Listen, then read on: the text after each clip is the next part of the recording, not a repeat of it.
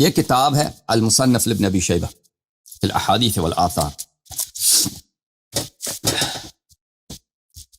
مصنف ہے ابن ابی شیبہ کی، جلد نمبر 8، چاپ دار الفکر، سنہ 2008، دار الفکر بیروت لبنان میں کتاب چھپی ہے۔ یہ صفحہ ہے 572، حدیث نمبر 4۔ حدثنا محمد بن بشر، رجال بخاری مسلم میں سے، خود یہ جو رجل ہے ابن ابی شیبہ الکوفی رجال بخاری مسلم میں سے، بلکہ بخاری مسلم کا استاد ہے۔ حدثنا عبید اللہ ابن عمر، رجال بخاری مسلم۔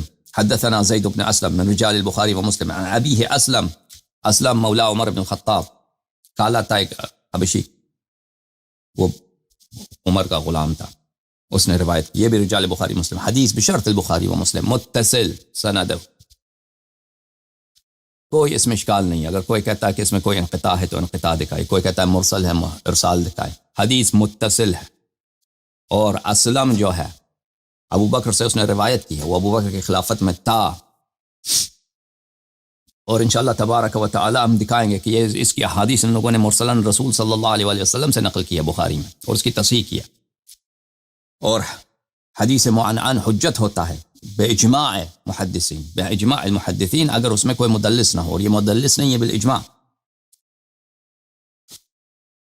اچھا، انہو حین بویع علی ابی بکر، جب ابو بکر کی بیعت کی گئی بعد الرسول صلی اللہ علیہ وآلہ وسلم، رسول اللہ صلی اللہ علیہ وآلہ وسلم کے بعد، کان علی وزبیر والزبیر یدخلان علی فاطمة بنت رسول اللہ صلی اللہ علیہ وآلہ وسلم، امیر المؤمنین علی علیہ السلام اور زبیر ابن عوام یہ ملاقات کرتے تھے حضرت صدیقہ طاہرہ سلام اللہ علیہا کے ساتھ ان کے گھر پر۔ اچھا، فیشاورونہا، اور یہ ان سے مشورہ لیتے تھے، ویرتجعون فی امرہم، اور اپنے کہ ہم نے کام کیا کرنا ہے، کہ اب ابو بکر کے ساتھ خلافت بیعت کیا ہے لوگوں نے، تو ہمارا کیا طریقہ کار ہونا چاہیے۔ فلما بلغ ذلك عمر بن الخطاب، یہ خبر عمر کو پہنچا ہے، خبر عمر کو پہنچا، خرج حتى دخل على فاطمة سلام اللہ علیہا، عمر آ گیا، خرج وہ خارج ہو گیا، مسجد میں تھا، جہاں بھی تھا وہاں سے خارج ہو گیا کہ یہ لوگ میٹنگ کرتے ہیں، ٹھیک ہے نا، اجماع ہے، ابو بکر کی خلافت پہ اجماع ہے، لعنت ہو ایسے اجماع پر، جس کا سب سے بڑا مخالف امیر المؤمنین علیہ السلام ہے، صدیقہ طاہرہ سلام اللہ علیہا ہے، وہ مشورے سے بنا ہے، مشورہ یہی ہے، مشورہ یہی ہے کہ یہ آپس میں مشورہ کر رہے ہیں کہ ہم اس کے خلاف کیسے بغاوت کریں، تو تبھی تو عمر آگ لے کے آتا نا، نو بھائی کہتا ہے ابو بکر کی خلافت پہ اجماع، اجماع یہی ہے، اجماع یہی ہے کہ صدیقہ طاہرہ سلام اللہ علیہا کو اور ان کے گھر کو آگ لگانے کی تم دھمکی دیتے ہو، یہ کون سے اجماع ہے؟ جو سب سے شبیہ رسول صلی اللہ علیہ وآلہ وسلم ہے، سید نساء اہل الجنہ ہے، رسول صلی اللہ علیہ وآلہ وسلم کی اقلیت کی بیٹی ہے، جس کے شان میں آیت تطہیر نازل ہوئی ہے، امیر المؤمنین علیہ السلام، انت منی بمنزلت ہارون من موسیٰ، یہ لوگ تو ان کی خلافت کو نہیں مانتے، تبھی تو عمر آیا ہے، ٹھیک ہے نا، تبھی تو عمر کو خبر پہنچائی، وہ جلدی سے پہنچ جاتا ہے دھمکی دینے کے لیے، تہدید کے لیے۔ خرج حتی دخل، وہ آ گیا، گھر میں داخل ہو گیا، فقال یا بنت رسول اللہ، کہا یا اے نبی صلی اللہ علیہ وسلم کی بیٹی، واللہ ما من احد احب الینا من ابی، ہم آپ کے رسول سے بڑے پیار کرتے ہیں، ہم آپ کے والد گرامی سے بڑے پیار کرتے ہیں، بہت محبت ہے آپ کے والد سے، وما من احد احب الینا بعد ابیک منک، اور آپ کے والد کے بعد سب سے زیادہ محبت آپ سے ہے، سب سے زیادہ عزت آپ کی ہے۔ اچھا، کیا عزت ہے؟ وَأَيْمُ اللَّهِ مَا ذَلِكَ بِمَانِعٍ، لیکن اللہ کی قسم، یہ محبت جو ہے، یہ محبت کو یہ ہم کوئی پرواہ نہیں کریں گے، یہ محبت ہمیں نہیں روکے گا، اس بات سے، ان اجتمع هؤلاء النفر عندك، کہ اگر یہ لوگ، یہ جماعت، یہ حدیث میں صرف زبیر اور سید المسلمین سلام اللہ علیہا کے اسامی مبارکہ کا ذکر ہے، ٹھیک ہے، حدیث میں صرف ان کا ذکر ہے، نام ان تسمیہ پہ ان پہ تصریح ہے، لیکن اور بھی لوگ تھے، ہؤلاء النفر، یہ لوگ، یہ جماعت، بہت سارے لوگ تھے، وہاں پہ آتے تھے، میٹنگ کرتے تھے، کیا جب وہ نے یہ کیا، اس نے عمر نے یہ کیا ہے، انہوں نے بیعت کی ہے، فلانے نے بیعت کی، ہم کیا کریں؟ اگر یہ لوگ آپ کے پاس جمع ہو جائے، ان امرتهم ان يحرق عليهم البيت، اگر یہ آپ کے پاس جمع ہو جائے تو یہ میں کیا کروں گا؟ میں حکم دوں گا کہ لکڑ لے کے آئیں، آگ لے کے آئیں، اور آپ پر یہ گھر، آپ کا پورا گھرانہ ہم جلا دیں گے۔ بیت رسول ہے تو ہمیں کوئی پرواہ نہیں، ہم جلا دیں گے اس کو، ہم اس کو آگ کے شعلے میں خاکستر بنا دیں گے۔ آپ ہیں اس میں، حسنین ہیں تو کوئی بات نہیں، سلام اللہ۔ یحرق علیہم، ہم جلا دیں گے اس گھر کو، اس بیت کو بیت والوں کے ساتھ جلا دیں گے۔ اچھا تو عزیزو، پہلی بات یہ ہے، مجھے بتاؤ، اگر کہ یہ ادعا کرتے ہیں کہ ابو بکر کے خلافت پہ اجماع ہے، ابو بکر کی خلافت سب کی رضا سے بنی، ابو بکر کی خلافت مشورے سے بنی ہے، ٹھیک ہے نا، مشورے سے بنی ہے یا آگ کے زور سے بنی ہے؟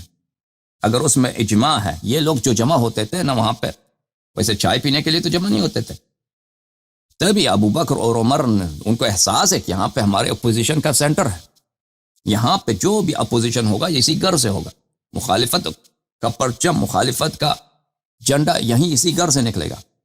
تبھی تو انہوں نے کیا کیا؟ اس گھر کو اپنی مخالفت کا گڑھ سمجھا، مرکز سمجھا۔ اسی لیے تو حدیث منیع ابی بکر میں، حدیث ابو بکر کی تمنا جو ہے، ٹھیک ہے نا، جس کی تصحیح کس نے کیا؟ ضیاء مقدسی نے اپنی احادیث مختارہ میں کیا، اور کئی لوگوں نے اس کتاب کو، حدیث کو بسند صحیح نقل کیا۔ وہ یہی تو کہہ رہا تھا کہ اے کاش مرتے وقت، اے کاش، میری تمنا یہی ہے کہ میں فاطمہ سلام اللہ علیہا کے گھر پہ حملہ نہ کرتا، ان کے گھر پہ حملہ نہ کرتا۔ وَإِنْ أَغْلَقُوا عَلَيَّ الْحَرْبَ، اگرچہ وہ اپنے گھر کو، دروازے کو میرے پر اس لیے بند کیا تھا کہ وہ حرب کی نیت سے، جنگ کی نیت سے، وَإِنْ أَغْلَقُوا عَلَيَّ الْحَرْبَ، میرے خلاف جنگ لڑنے کی نیت سے انہوں نے اپنے گھر کا دروازہ بند کیا تھا، وہاں پہ جنگ کی تیاری کر لے رہے تھے، ٹھیک ہے نا، انہوں نے گرچہ یہ کیا تھا کاش میں اس گھر پہ حملہ نہ کرتا، ٹھیک ہے نا۔ تو یہ اسی کے مقدمات ہیں یہاں پر، کہ عمر پہلے آتا ہے، دھمکی دے دیتا ہے۔ تو وہاں پر دیکھیں عزیزو، اگر کوئی آپ کسی شخص نے آپ کے ساتھ بیعت کی ہے، آپ سے راضی ہیں، وہ اپنے گھر میں وہ آپ کی حکومت کی سپورٹ کرتے ہیں، آپ کی حکومت انہی کے مشورے سے بنی ہے، اور وہ آپ کی حکومت میں وزیر ہیں، مشیر ہیں، تو آپ کو یہ دھمکی دینے کی ضرورت نہیں ہے کہ میں اس گھر کو جلا دوں گا۔ گھر جلائیں گے کس لیے؟ گھر جلا دیں گے اس لیے کہ وہاں پر آپ اپنی حکومت کو، وہاں سے خطرہ آپ کو محسوس ہوتا ہے کہ یہاں پہ سے بہت بڑا ہماری حکومت کے خلاف شر اٹھے گا، قیام ہوگا یہاں سے۔ اور میں آپ کی خدمت میں عرض کروں، اور سے دوسرا کیا ملتا ہے عزیزوں، حضرت زہرا سلام اللہ علیہا نے بھی اس کے جواب میں یہ تو نہیں فرمایا کہ ہم تو یہاں پر صرف ملنے کے لیے آتے ہیں، ہمارے پاس یہاں پہ تو کوئی ایسی بات ہی نہیں ہے۔ عمر بھی اتنا بیوقوف آدمی نہیں تھا، عمر تو بڑا سیاستدان تھا کہ وہ اگر مثلا کوئی ایسے دوست اہل بیت علیہ السلام سے صلہ کے لیے، مہربانی کے لیے وہ ایسے ملنے آیا ہو، اس کو دھمکی دیتا نا۔ دھمکی آگ لگانے کے اس لیے ہوتی ہے کہ وہاں سے ان کو خطرہ ہے اپنی حکومت کا۔ اچھا، دوسرا نقطہ آپ کی خدمت میں عرض کروں کہ اس حدیث سے یہ بھی پتہ چلتا ہے کہ عمر کو بخوبی پتہ ہے کہ امیر المؤمنین علیہ السلام ان کی حکومت کو نہیں مانتا، اور زہرا سلام اللہ علیہا بھی ان کے خلاف ہے، بلکہ ابو بکر کے خلاف حکومت کو یہ اتنا فسق کا حکومت سمجھتے ہیں کہ اس کا تختہ الٹنے کے لیے پر مشورے ہو رہے ہیں، یہ ان کے اپوزیشن کے خلاف ہے۔ اور یہ اگر اس بات کو دیکھو عزیزو، جو سیدہ نساء اہل جنہ ہے، اور جو شخص انت منی بمنزلت ہارون من موسیٰ ہے، یہ لوگ اگر ابو بکر کی حکومت کو یہ سمجھتے ہیں کہ یہ حکومت غیر شرعی ہے، اس کا تختہ پلٹنا اور اس کو ساقط کرنا اور اس کو اوور تھرو کرنا یہ جائز ہے، تو اس کا مطلب یہ ہے کہ حکومت ناجائز ہے۔ جو بھی شخص قرآن پہ ایمان رکھتا ہے، نبی کریم صلی اللہ علیہ وسلم کی شریعت پہ ایمان رکھتا ہے، تو اس کے لیے تو بڑا واضح ہے، بڑا ہی واضح ہے۔ ملاحظہ فرمائیں، میں آپ کو ایک حدیث سکھاؤں، المستدرک علی الصحیحین للحاکم، حاکم کی مستدرک الصحیحین، جلد نمبر 3، چاپ دار الفکر، چھپی ہے سنہ 2009 میں دارالفکر بیروت میں. یہ صفحہ ہے 337 میں، صفحہ نمبر 337، حدیث ہے 4686. ولی ہذا حدیث صحیح الاسناد، حاکم نے کہا صحیح الاسناد ہے، ٹھیک ہے نا. 4686 4686 وافقہ الذہبی فی التلخیص. ذہبی جیسا ناصبی، کٹر ناصبی، اس نے بھی تلخیص مستدرک میں کہا کہ حدیث صحیح ہے. اچھا حدیث کیا ہے؟ ام سلمہ رضی اللہ تعالی عنہا روایت کرتی ہیں، سمعت رسول اللہ صلی اللہ علیہ وآلہ وسلم، میں نے رسول پاک صلی اللہ علیہ وآلہ وسلم سے سنا ہے، علی مع القرآن والقرآن مع علی لن يفترق حتى يرد علی الحوض، کہ امیر المؤمنین علیہ الصلاۃ والسلام قرآن کے ساتھ ہیں اور قرآن امیر المؤمنین علیہ الصلاۃ والسلام کے ساتھ ہے، اور یہ کبھی ایک دوسرے سے الگ نہیں ہوں جب تک یہ حوض کوثر پر مجھ پہ وارد نہیں ہوتے تو یہ ایک دوسرے سے الگ نہیں ہوں گے. تو اس کا مطلب یہ ہے، اور یہ حدیث بہت زیادہ حدیث ثقلین میں بھی ہے، لن يفترق حتى يرد علی الحوض، کہ قرآن اور اہل بیت علیہم السلام کبھی ایک دوسرے سے الگ نہیں ہوں گے. تو اہل بیت طاہرین علیہم الصلاۃ والسلام کی حکومت، یہ خود اعتراف ہے ابو عمر کا. عمر نے یہ دھمکی دے کر اور زید ابن اسلم سے روایت کر کے یہ حدیث ہمارے لیے ثابت کر دیا کہ ابو بکر کی حکومت کیا ہے، باطل ہے. آپ کی خدمت میں یہاں پر ایک منٹ، المصنف لابن ابی شیبہ، ملاحظہ فرمائیں یہاں پر عزیزوں.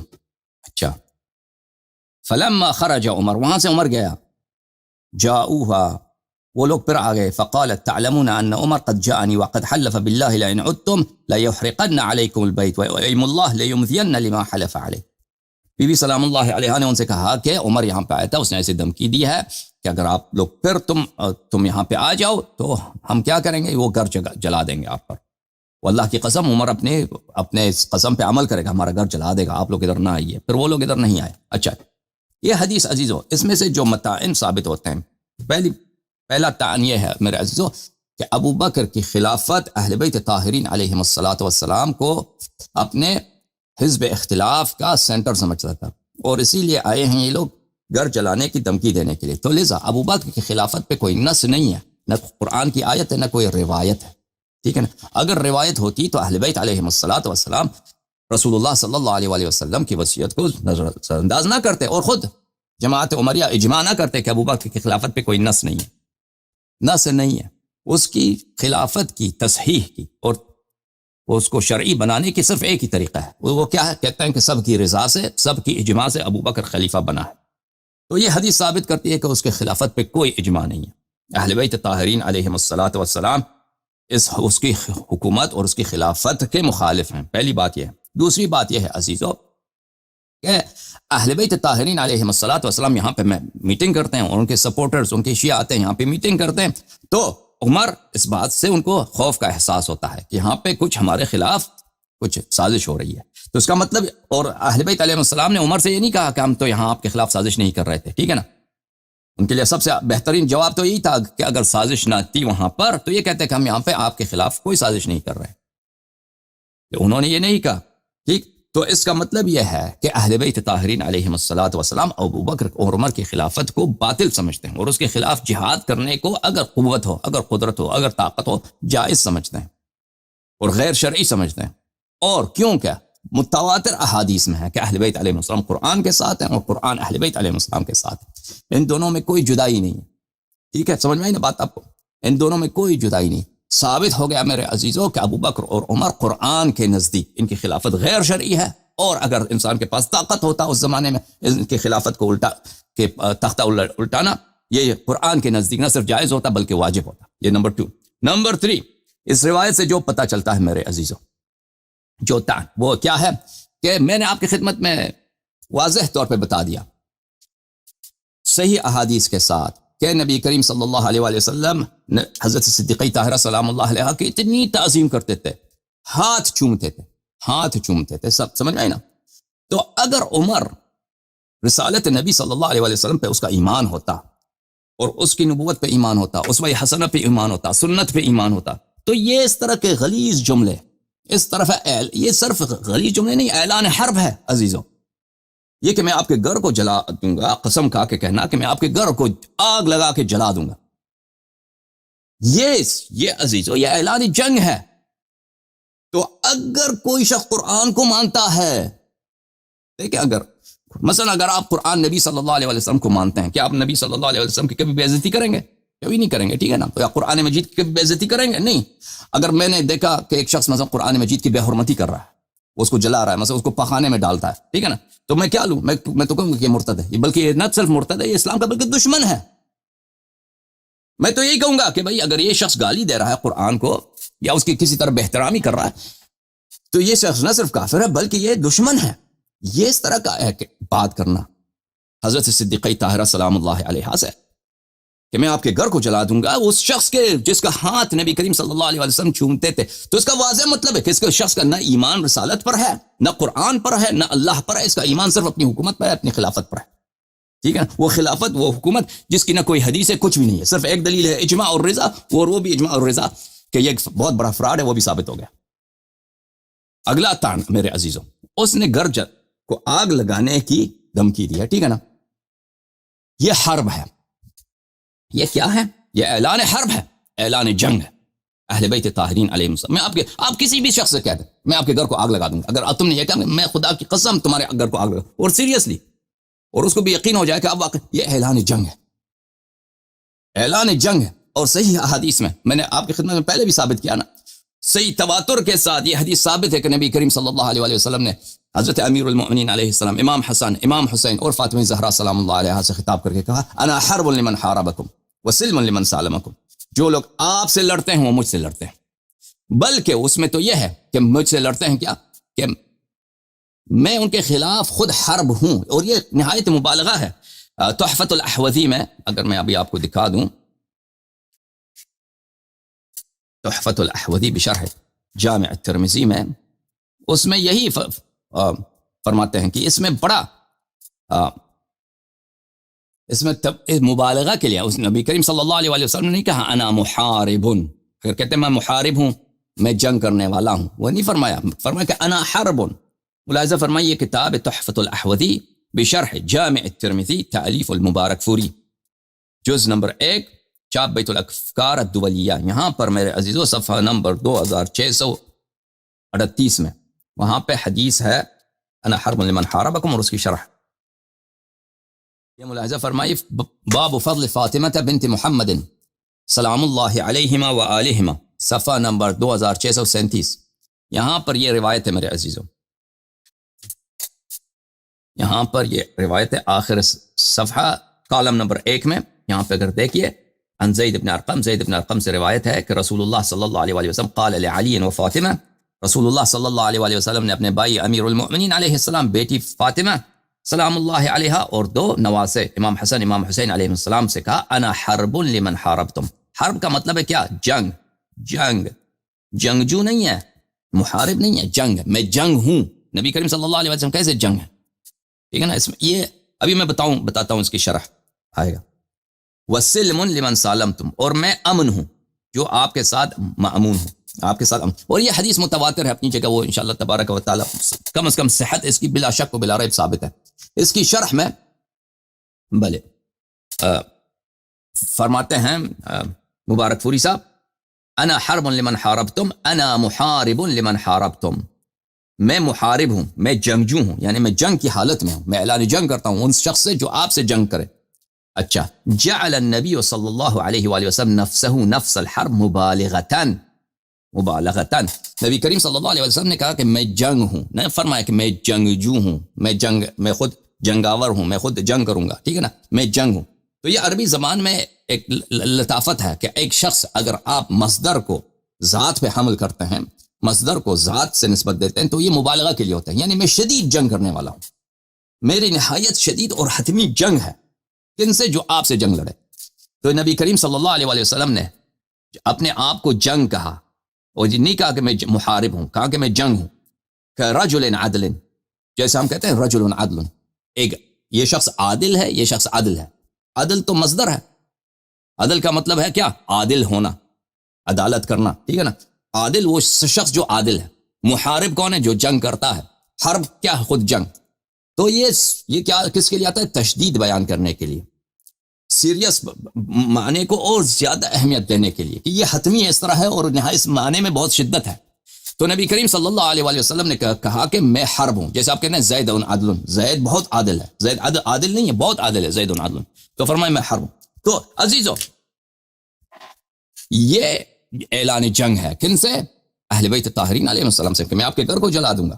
ٹھیک ہے نا. یہ اعلان جنگ عزیزو، کیونکہ نبی اہل بیت علیہ السلام سے جنگ کرنا، اہل بیت علیہ السلام سے جنگ کرنا حدیث صحیح حدیث میں ثابت ہے کہ یہ نبی کریم صلی اللہ علیہ وسلم سے جنگ کرنے کے مساوی ہے. تو کیا ثابت ہو گیا کہ عمر نے نبی کریم صلی اللہ علیہ وسلم سے جنگ کا اعلان کیا. ٹھیک ہے نا.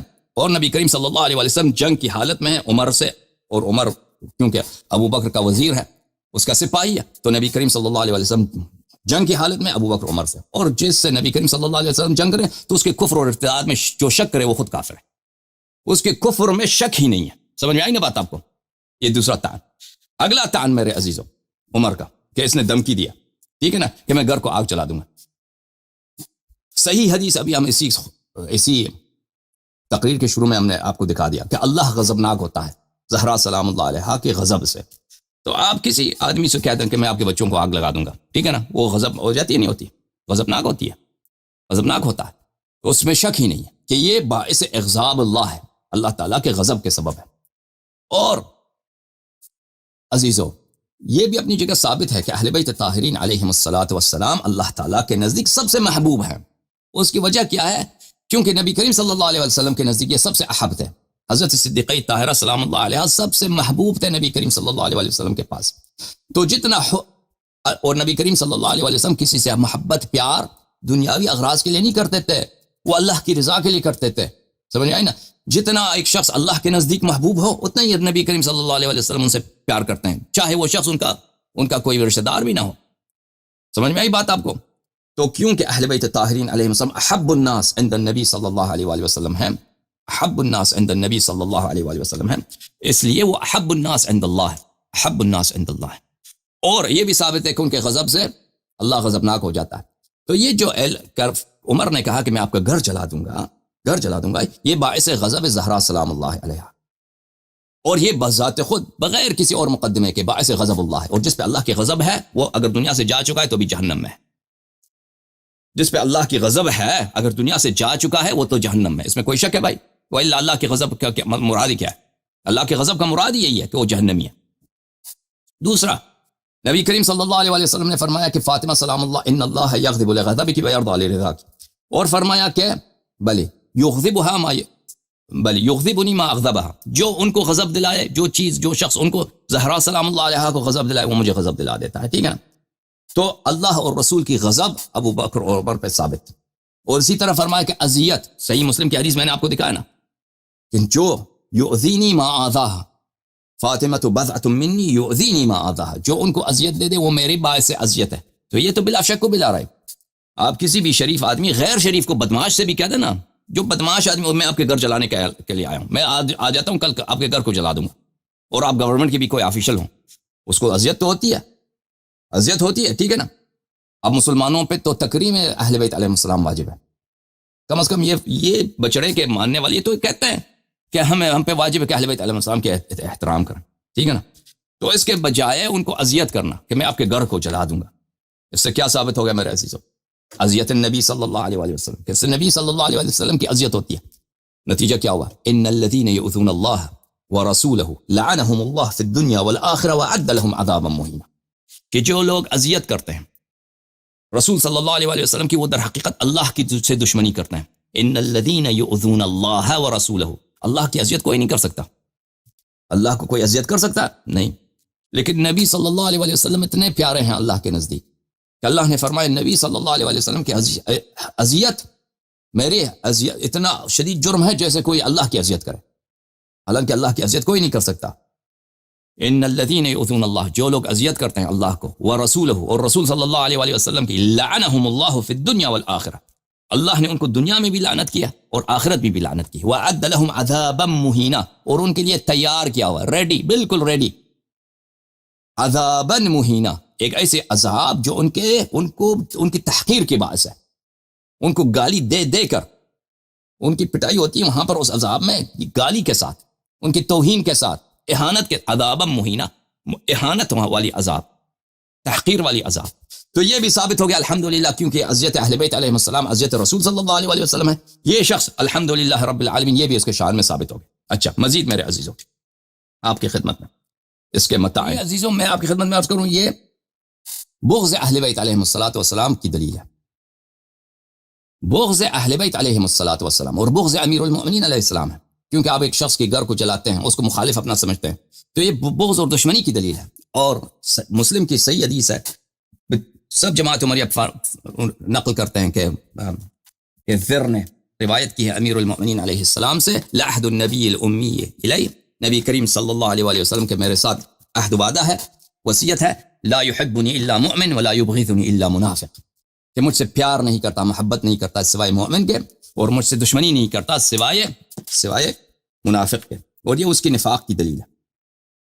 اچھا میرے عزیز، اچھا میں اب متائن کو چھوڑ دیں، اب متائن میں بہت بات ہو گئی، بلکہ بہت بات تو نہیں، اس ایک پروگرام کے لیے کافی ہے. اب میں ایک یہاں پہ ان کے پاس فرار کا اس حدیث سے، کیونکہ اس حدیث کے رجال سب بخاری مسلم کے روات ہیں، سب بخاری مسلم کے روات ہیں. یہ جو ابن ابی شیبہ کی حدیث ہے، اس میں سے ان کے پاس فرار کا کیا راستہ ہے؟ فرار کا راستہ یہ ہے عزیزوں، یہ کہہ دیں گے کہ بھائی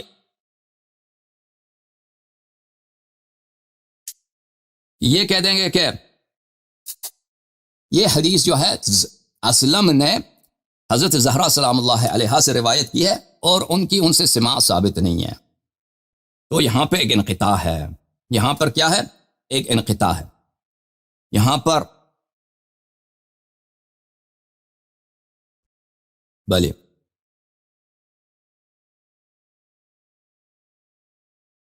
یہاں پر یہ حدیث منقطع ہے میرے عزیزوں. اس کے کئی ایک جواب ہے. ایک جواب ہمارا یہ ہے،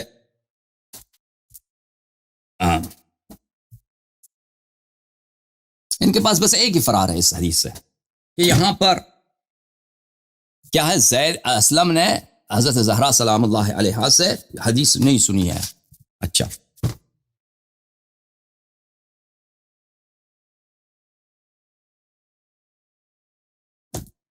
اس کا جواب کئی ہے کہ بخاری میں خود کئی ایسے احادیث اسلم کی جو اس نے روایت کی ہے رسول صلی اللہ علیہ وآلہ وسلم پہ، اور اس میں کوئی ذکر نہیں ہے وہاں پہ، بلکہ وہ اس کو یہ تو ثابت ہے کہ اسلم نے رسول پاک صلی اللہ علیہ وآلہ وسلم کو، یہ تو کہ عہد میں تو تھا، لیکن وہ کیا صحابہ میں سے ہے؟ بعض نے تو اس کو صحابہ میں شامل کیا ہے، جیسے حافظ ابو نعیم نے کتاب صحابہ میں صحابہ کی جو اس نے پہ لکھا ہے، اس میں اس نے ثابت لکھا ہے اس کو صحابہ میں، لیکن اغلب لوگ اس کو صحابہ میں انہوں نے شامل نہیں کیا، تابعین میں شامل کیا ہے. ملاحظہ فرمائیے، یہ کتاب ہے بخاری، چھاپ ہے دار احیاء تراث العربی. یہاں پر ہم آپ کو یہ حدیث دکھاتے ہیں، حدیث صفحہ صفحہ نمبر کون سا ہے؟ یہ 883 ہے. بھلے یہ حدیث ملاحظہ فرمائیے، بلکہ یہ حدیث 882 میں، حدیث نمبر 4833، عن مالك عن زيد بن أسلم عن أبيه أن رسول الله صلى الله عليه وآله وسلم كان يسير في بعض أسفاره. زید بن اسلم روایت کرتے ہیں اپنے والد اسلم سے، وہ رسول پاک صلی اللہ علیہ وآلہ وسلم سے. بخاری میں تو یہ روایت کی تم نے کہ زید بن اسلم تو رسول پاک صلی اللہ علیہ وآلہ وسلم سے بھی روایت کر لیتا ہے. ٹھیک ہے نا؟ یہ ایک حدیث. دوسرے حدیث آپ کو دکھائیں،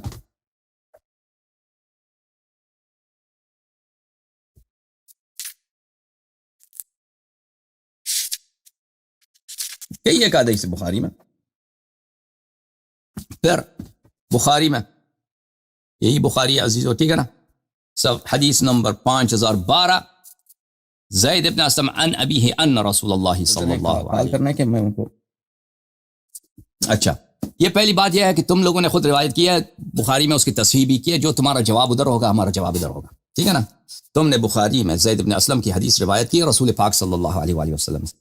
یہاں پر اگر ابن ابی شیبہ نے اسی انداز میں روایت کی ہے تو اس میں کیا کون سی بڑی بات ہے؟ پہلی بات یہ. دوسری بات عزیزو، یہ کہ زید ابن اسلم نے صدیقہ طاہرہ سلام اللہ علیہا سے سماع نہیں کیا، یہ کسی نے نہیں کہا، کسی نے ذکر نہیں کیا اس کو. یہ کس کا ادعا ہے؟ یہ ایک جھوٹی ادعا ہے. آپ لوگ وہاں پہ شاہد نہیں ہیں. میں آپ کو زید ابن اسلم کے میں تراجم آپ کو دکھاتا دیتا ہوں. یہ کتاب سیر اعلام النبلاء جز نمبر 4، چھاپ مؤسسۃ الرسالہ، جو سنہ 1417 میں یہ کتاب چھپی ہے. یہ اسلم العدوی، یہ حبشہ کا تھا تو کالا غلام تھا. بلی لیکن کیونکہ یہ اس ابو بکر عمر کا غلام تھا تو یہ عدوی کہلاتا ہے، موالی میں سے ہے، العدوی العمری۔ اچھا، اس کے والد کا نام بھی نہیں معلوم کہ اس کے ابے کا نام کیا ہے۔ کسی نے کہا کہ وہ سب عین التمر کے اسیروں میں سے ہے، کوئی کہتا ہے وہ یمانی ہے، کوئی کہتا ہے حبشی ہے، حبشی ہے، قیلہ ہے، یہ سب قیلہ، ٹھیک ہے نا، قیلہ بلے اشتراہ عمر نے اس کو کہتے ہیں کہ حبشی تھا، عمر نے اس کو خریدا تھا بمکہ، مکے میں خریدا تھا، اذ حج بالناس فی العام الذی یلی حجۃ الوداع زمانہ ابی بکر۔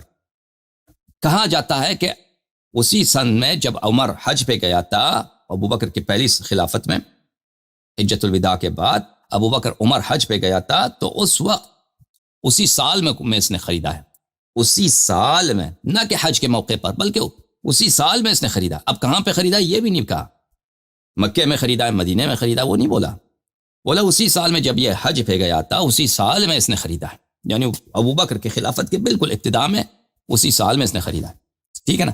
تو یہ ابو بکر کے حکومت حجۃ الوداع کے اگلے سال، دیکھیں ملاحظہ فرمائیں یہاں پر حجۃ الوداع کہ وہی حجۃ الوداع جو نبی کریم صلی اللہ علیہ وسلم کی حج ہے نا، سنہ 10 ہجری کو، سنہ 11 ہجری کو عمر نے حج کیا ہے، سنہ 11 ہجری کو ابو بکر کی حکومت میں، اسی سال اس نے خریدا، یعنی ابو بکر کی حکومت کے ابتدا میں اس نے اس کو خریدا ہے۔ اب خریدا اس نے کہاں خریدا یہ نہیں بتایا، مکے میں خریدا، مدینے میں خریدا، ٹھیک ہے نا۔ اچھا، پھر اس کی وفات جو ہے بہت، عبد الملک ابن مروان 100 سال سے زیادہ اس نے عمر کیا، عبد الملک ابن مروان کی حکومت میں مرا۔ اچھا، یہ ہے کتاب التہذیب حافظ ابن حجر کی، جلد نمبر 1، یہاں پر صفحہ نمبر 267 میں، یہاں پہ اس کے متعلق کہتے ہیں، حافظ زید کے متعلق کہتے ہیں، زید عین، یعنی کہ سب کتب نے ان سے روایت کیا، بخاری مسلم بقیہ اربعہ نے، العدوی ادرک زمن النبی صلی اللہ علیہ وآلہ وسلم، اس نے نبی کریم صلی اللہ علیہ وآلہ وسلم کے زمانے کو ادراک کیا ہے۔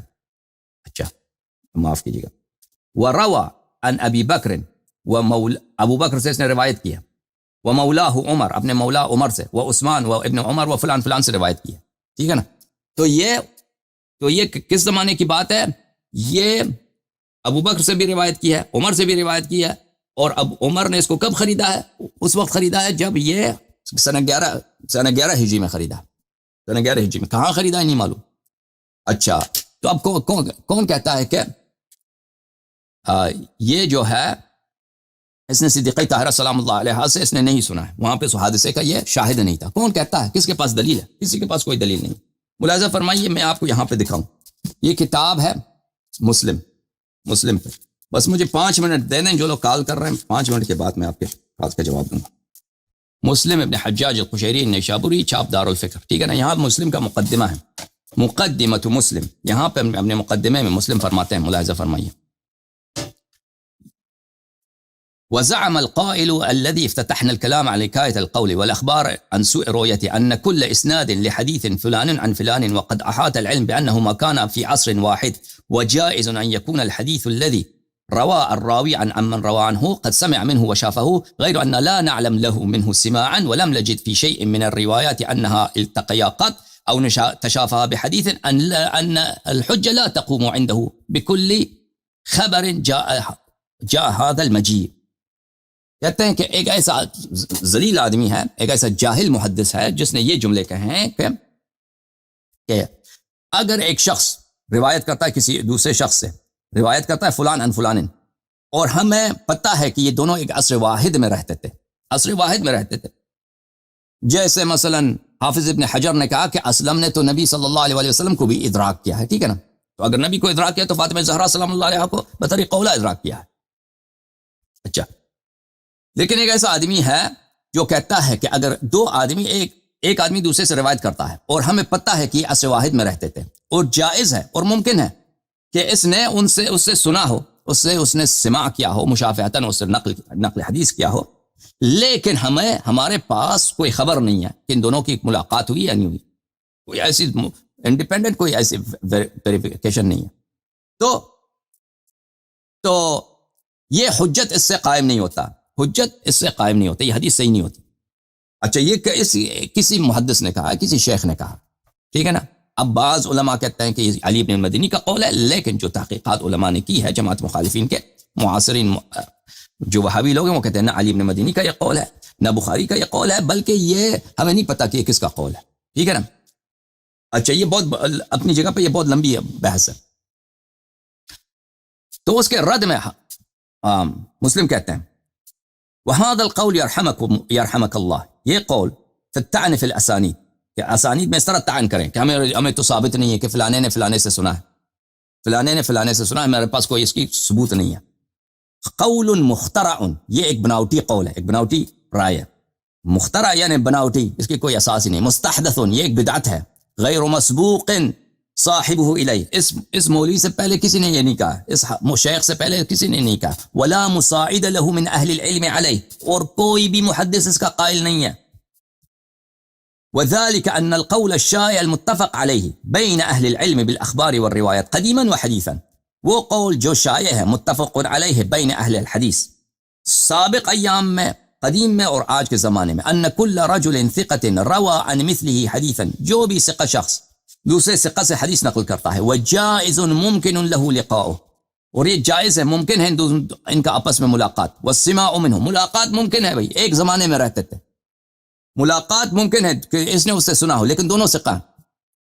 لکونہما جمیعا کانا فی عصر واحد، کیونکہ دونوں ایک ہی عصر میں رہتے تھے. وان لم یأتی فی خبر قط انہما اجتمعا، گرچہ ہمارے پاس کوئی ایسی حدیث نہ ہو کہ یہ دونوں آپس میں کبھی ان کی ملاقات ہوئی ہے. ولا تشافہا بکلام، اور ہمارے پاس کوئی حدیث نہیں ہے کہ آپس میں کبھی ان کی گفتگو ہوئی ہے. فالروایت ثابتۃ والحجۃ بها لازمہ، ایسی حدیث جو ہے روایت حق ہے، صحیح ہے، اور یہ حجت بھی ہے، یہ حجت بھی ہے. ٹھیک ہے نا. اچھا اس کے علاوہ میں اسی کی تائید میں ایک دو جملے مزید نقل کر دوں تاکہ یہ اسلم والی جو کہانی انہوں نے گڑی ہے کہ اسلم کی سماع ثابت نہیں ہے، یہ بالکل یہ ہمیشہ کے لیے مرتفع ہو جائے. ہمارے پاس دلائل بہت زیادہ ہیں، لیکن میں اختصار کے ساتھ آپ کی خدمت میں پیش کرتا ہوں. یہ کتاب ہے کتاب الرسالہ لمحمد ابن ادریس الشافعی، شافعی جو شوافع کا امام ہے، اس کی کتاب ہے الرسالہ، چاپ بلی مطبعۃ الحلبی، تحقیق الشیخ احمد محمد شاکر.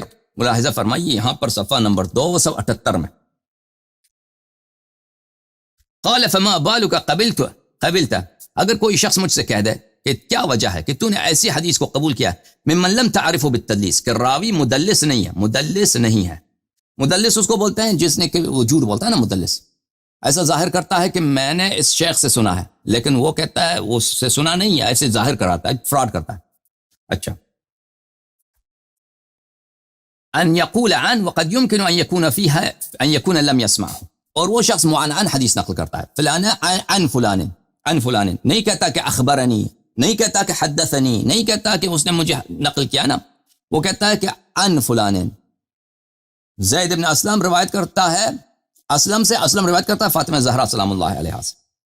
ٹھیک ہے نا. تو آپ ایسے حدیث کو کیوں قبول کرتے ہیں؟ فقلت المسلمون العدول عدول اصحاء الامر فی انفسهم وحالهم فی انفسهم حال غیرهم فی غیرهم. کہتے ہیں مسلمان، ہمارے پاس پہلا اصول یہی ہے کہ مسلمان سب عادل ہیں اور ان کی بات صحیح ہوتی ہے مسلمانوں کی. ٹھیک ہے نا. الا ترى انی اذا عرفتم بالعدل فی انفسهم قبلت شہادتهم، اگر ہمیں پتہ چلا کہ ایک شخص صحیح آدمی تو اس کی شہادت مان لیتے ہیں. ٹھیک ہے نا. جب وہ کہتا ہے کہ میں نے فلانے سے روایت کی ہے یا فلانے سے روایت کرتا ہے، تو بہرحال کہنے کا مقصد یہ ہے کہ حدیث معن کو یہ مانتا ہے، جیسے کہ ہمارے پاس کوئی حدیث نہ بھی ہو کہ فلانے نے فلانے سے لقاء ہوا ہے، ملاقات ہوئی ہے، وہ واقعے میں موجود تھا، یہی کہ وہاں سے نقل کرتا ہے، یہی اس کے لیے کافی ہے. مگر یہ کہ ثابت ہو جائے کہ وہ جھوٹا آدمی ہے یا مدلس ہے، تدلیس کرتا ہے. آپ سب کا بہت بہت شکریہ. اب آپ کے کالز کا جواب دیتے ہیں. بہت مہربانی آپ سب.